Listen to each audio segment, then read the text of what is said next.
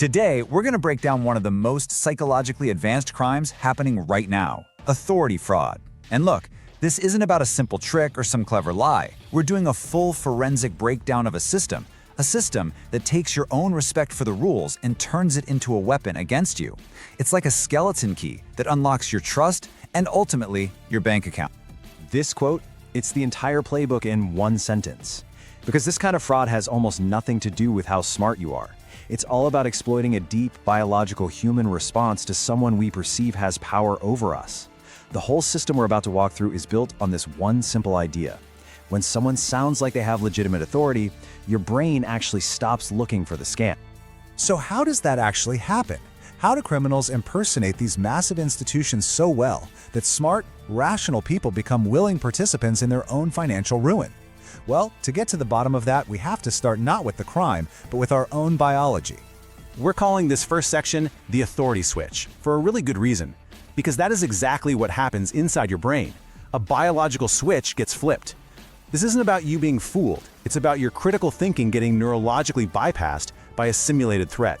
The main tactic here is something called institutional mimicry. Now, this is so much more than somebody just lying on the phone. It is a carefully crafted performance. Scammers use very specific jargon, procedural language, and all the symbols of legitimacy, case numbers, agent IDs, official-sounding titles, to create this illusion of power that is so convincing it triggers a primal hardwired response deep inside your brain. And that response is rooted in our neurobiology. You see, to survive in social groups, our brains developed a kind of mental shortcut to deal with hierarchies. When we think we're dealing with a superior, a boss, a judge, a police officer, our brain automatically shifts its priorities away from critical thinking and towards compliance. It's an ancient survival tool that, well, can now be used against us. And the process is startlingly physical. The second your brain detects what it thinks is a legitimate authority figure, it actively mutes the prefrontal cortex. That's the part of your brain responsible for rational, analytical thought. It's the little voice that would normally say, "Hey, wait a second, this doesn't add up." But that voice gets silenced, and a compliance-focused state just takes over.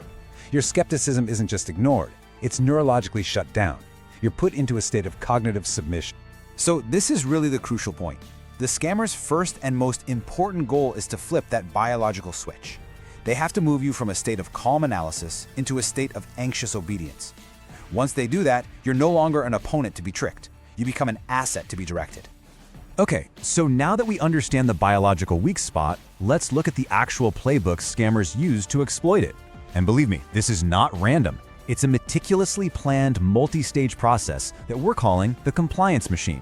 This is the scammer's roadmap, right here. Every single step, from finding the right person to target all the way to sending a fake clearance letter at the end to make you feel safe, is designed to pull you deeper and deeper into the false reality they're building around you.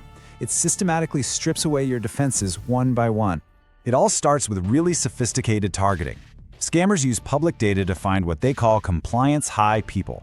These are often professionals, maybe recent immigrants or small business owners, basically people who have a built-in respect for rules, for process, and for the law.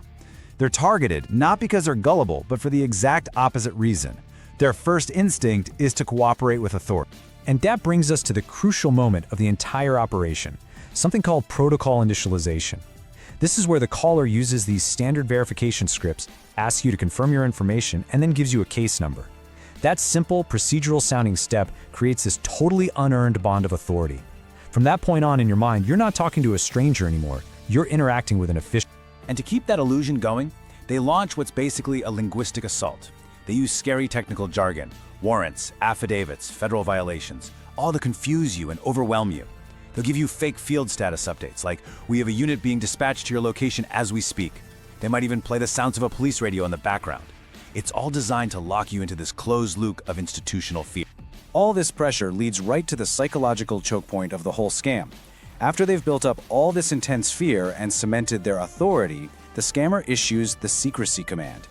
They will warn you, in the most serious tone possible, not to tell anyone about this call. Not your family, not your lawyer, and especially not your bank, because that would be obstructing a federal investigation. A phrase like "your bank is under investigation," it's just wicked smart. It takes the place of safety, your bank, and brilliantly reframes it as part of the danger.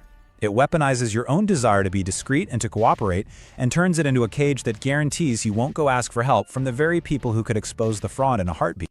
And here's where the manipulation just flips on a dime. After creating this huge crisis and isolating you completely, the scammer switches from being an aggressor to being your advisor. They offer you a one-time, discreet way to fix the problem and avoid public arrest and shame. And the solution? An immediate payment using untraceable, bizarre methods like gift cards, crypto, or a wire transfer. The threat of public humiliation is used to force a private, unrecoverable payment. So you have to be asking yourself, why would a smart person go to Target and buy thousands of dollars in gift cards for the FBI? I mean, why does this work so often? To answer that, we have to pause and look at the psychological engine that drives this entire machine. It's a concept known as the agentic state. Let's break this down. In our normal everyday life, we operate in an autonomous state. We feel personally responsible for what we do, and we're guided by our own conscience. The scammer's goal is to push you into the agentic state. In this state, you don't see yourself as the one making choices anymore. You feel like you're just an instrument, a conduit, just carrying out the orders of a legitimate authority. Your sense of duty to them completely overrides your own personal judgment. You know this phrase. It's the absolute hallmark of the agentic state. It became infamous during the Milgram experiments on obedience, where regular people gave what they thought were painful, even dangerous electric shocks to a stranger simply because a guy in a lab coat told him to. The scammer is tapping into that exact same psychological principle to make you feel like you aren't really responsible for the absurd act of buying gift cards. So why is this official persona so powerful? Why does that stern but professional tone, the jargon, the fake case number, why does it act like a psychological kill switch for our skepticism? Well, it comes down to how our brain is wired to process social threats. And this is the P.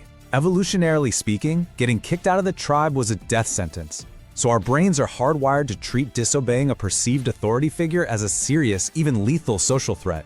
In that moment of panic, the fear of that social threat, of being arrested, of being publicly shamed, it becomes more urgent and more real than the logical absurdity of the request. Avoiding that threat just feels more important than questioning why the IRS needs to be paid in Best Buy gift cards. Look, understanding this trap is the first and most critical step to dismantling it. So now, let's shift to defense, because knowing the attack plan is exactly what allows us to build a firewall. We're going to walk through a clear, non-negotiable protocol to protect yourself. Here are the 4 steps. They are simple, but you have to execute them without a second thought. You have to recognize the telltale signs of the fraud, hang up the phone, start your own call to a verified number, and finally, you have to trust in how legitimate processes actually work. This is the single most important rule. We call it the verification hang-up. A legitimate authority figure will never, ever be threatened by your desire to verify who they are through official channels. So you must end the inbound call. The only way to truly know who you're talking to is for you to hang up, find the official public number for that agency yourself, and you be the one to make the call. That's the independent switchboard rule. And let me be absolutely crystal clear about this. Never, ever, ever trust your caller ID. It is incredibly easy for scammers to spoof a number, making it look like the call is coming from your local police station, or the FBI, or the IRS. It is the least reliable piece of information on your phone, and you should completely ignore it as a way to verify anything. So here are the undeniable red flags. If you hear this combination of demands, you are in a scam, period. A scammer will always demand urgency. It has to be done right now. Secrecy, don't tell anyone. A very specific and untraceable way to pay, and threats of immediate terrible consequences if you don't. This combination is the DNA of authority fraud. Now, let's contrast that with reality. This is your mental checklist. Legitimate due process is the exact opposite. It involves official communication, usually in writing, sent through the mail. It gives you time to respond. It respects and even encourages your right to get a lawyer, and it always uses public, official, and traceable channels for any payments. Real authority is patient and procedural. Fake authority is frantic and secretive. Okay, we've covered the biology, the playbook, and the defense. I want to leave you with a simple, powerful mantra, something you can remember in a moment of panic to anchor yourself back in reality and take back control. This is the core philosophy that will protect you. Your respect should be for the legitimate, verifiable process of the law, for due process. It should never be given away to a persuasive person on the phone, no matter how official or scary they sound. If someone claiming to be an authority asks you to bypass the public process, they're not protecting the law. They are actively breaking. This is your action plan, just memorize it. I hang up. I call the official line. Real authority never asks for a secret payment. Thanks for joining us.